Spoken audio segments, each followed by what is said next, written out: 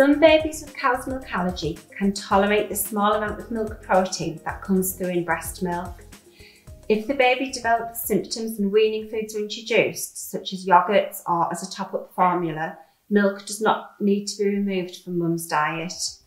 However, some babies react to the small amounts of cow's milk protein that come through in breast milk, in which case mum will need to follow a milk-free diet herself.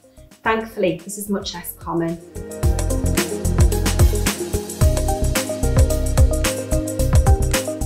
So if mum needs to exclude cow's milk from her diet, this will include cow's milk and any other animal milk, such as sheep or goat's milk, because the proteins are very similar to cow's milk protein. Milk-based foods, such as yogurt, cheese and butter. Foods that are made with butter, such as cakes, biscuits, pastries and some breads.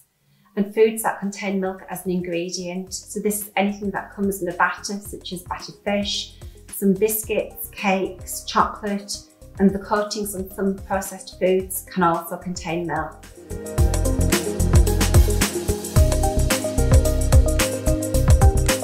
So if milk is an ingredient in food, milk will be listed in bold on the food label. Other words that can be used alongside milk can be whey, casein and lacto. So for example, this olive oil based margarine, milk is contained as an ingredient, and you can see the words whey and milk on the food label in bold.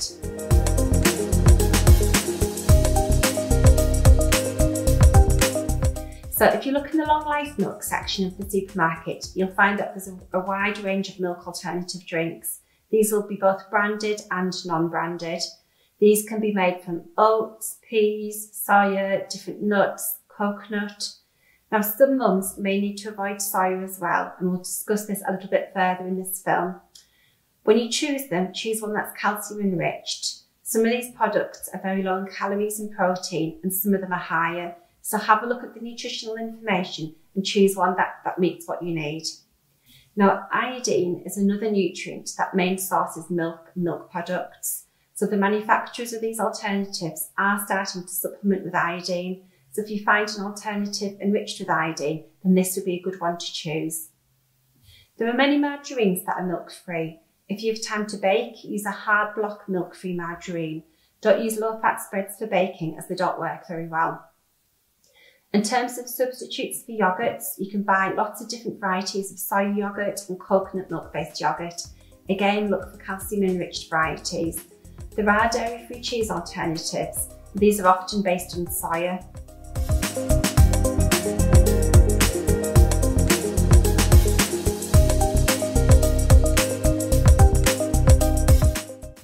The target calcium intake for breastfeeding mum is 1,000 milligrams a day.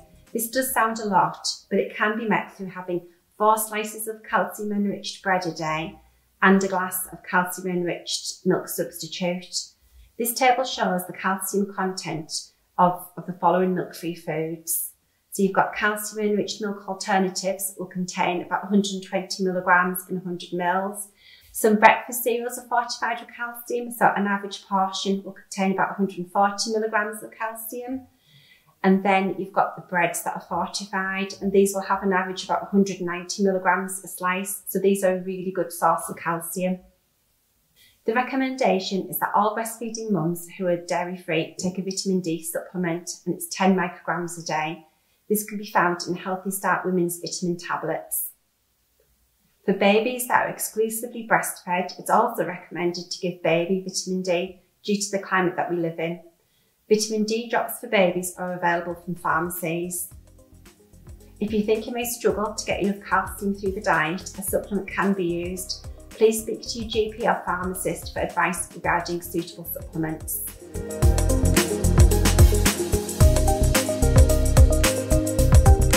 Approximately 1/3 of babies who react to cow's milk can have similar symptoms to soya.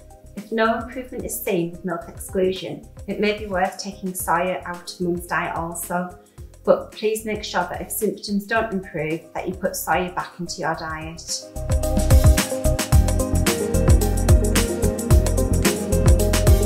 If breastfeeding mum is following a milk-free diet due to baby symptoms when mum's diet contained milk, then baby will also need to have a milk-free weaning diet. please see our film on milk-free weaning. If you've got any questions or concerns about breastfeeding and milk allergy, please speak with your GP, health visitor or dietitian.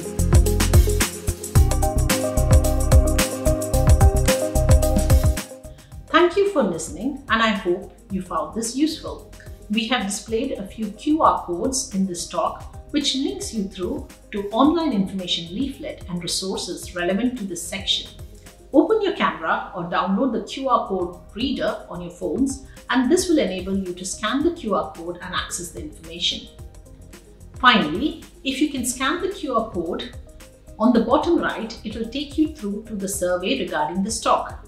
It will be really useful to get some feedback on how we can improve this in the future. Thank you.